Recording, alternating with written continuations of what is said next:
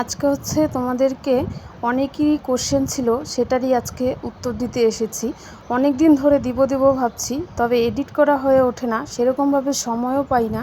তো সময়ের অভাবে ভিডিওটা এডিট করে যে আপলোড করব সেটা আর হয়ে ওঠে না। তো আজকে ভাবলাম না, এডিট করে দিতেই হবে। তোমাদের হচ্ছে অনেকের মনে প্রশ্ন ছিল, সেটার উত্তর দিব। তো দেখো, এদিকটা হচ্ছে আমি বৌদি সবাই মিলে বেরিয়ে পড়েছি আলিপুর যাব বলে। তো তখন বাজে বেলা হচ্ছে 12টা। তো আমার মায়ের হচ্ছে আজকে অপারেশন হবে, তাই আর কি যাচ্ছি। তো মাকে কালকে ভর্তি করানো হয়েছিল, এর আগের ভিডিওতে তোমাদেরকে ভিডিওটা শেয়ার করেছি।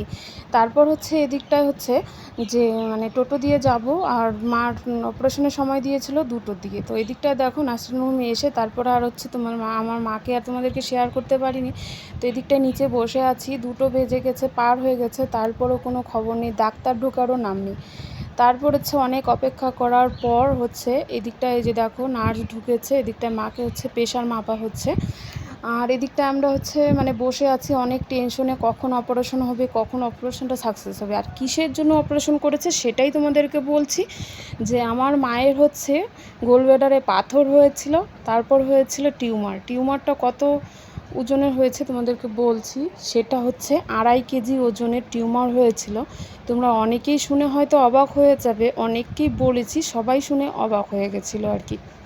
2.5 কেজি ওজনের টিউমার, বুঝতেই পারো একটা হচ্ছে বাচ্চার সমান, যে একটা বাচ্চা তার মার পেটে থাকে সেই ওজনটুকু কিন্তু আমার মা নিয়ে বয়ে বেড়াচ্ছিল আর কি। তো আমার মা কিছুতেই বুঝতে পারছিল না যে মায়ের এত বড় রোগ হয়েছে। হঠাৎ করে একদিন পেট ব্যথা হয়েছে, তো এই পেট ব্যথাতে ধরা পড়েছে সোনোগ্রাফিতে যে পাথর হয়েছে আর টিউমার হয়েছে। পাথরটাও ছিল হচ্ছে 17 mm পাথর, আর টিউমারটা ছিল হচ্ছে 2.5 কেজি ওজনে। তাহলে বুঝতেই পারো কতটা ওজনে ছিল।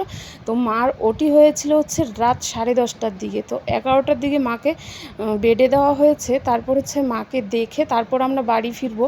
সে 12টার দিকে গিয়েছি, আর বাড়িতে এসেছি আমরা 12টা কি 12:30টার দিকে। আলিপুর থেকে আসতে আমাদের হচ্ছে অনেকটাই টাইম লেগে যায়। তো টোটো দিয়ে এসেছি, আর দাদা ওরা বাইকে গেছিলো, তো আমি বৌদিদের সঙ্গে টোটো দিয়ে গেছিলাম। অনেকটা টেনশনে ছিলাম, খাওয়া দাওয়া ছিল না সারাদিন। তারপর হচ্ছে দিদির শাশুড়ি নিয়ে আমাদেরকে একটু পরোটা তরকারি ওগুলো খাইয়ে নিয়ে এসেছিলাম, খাবো না। তো মায়ের ওটি হয়নি, অনেকটাই টেনশন ছিলাম। তো আশা করি তোমাদের প্রশ্নের উত্তর তোমরা পেয়ে গেছো। অনেকেই জিজ্ঞেস করেছো যারা আমার কন্টিনিউ ভিডিও দেখো, তাই কাউকে আর রিপ্লাই কমেন্ট করিনি। হয়তো কয়জনকে রিপ্লাই করব সেরকমভাবে আমার সময় হয়ে ওঠে না, তাই ভাবলাম যে ভিডিওর মাধ্যমে তোমাদেরকে রিপ্লাই করে দেব। তাই আজকে তোমাদেরকে শেয়ার করে দিলাম। আশা করি তোমাদের সবার জানা হয়ে গেছে যারা যারা ভিডিওটা দেখবে। তো দেখো তখন বাজে রাত 1টা। তো স্নান টান করে নিয়েছি, যেহেতু নার্সিংহোমে ছিলাম। তো স্নান টান সেরে বাড়িতে এসে তারপর হচ্ছে একটু খাওয়া দাওয়া করে তারপর হচ্ছে ঘুমাবো।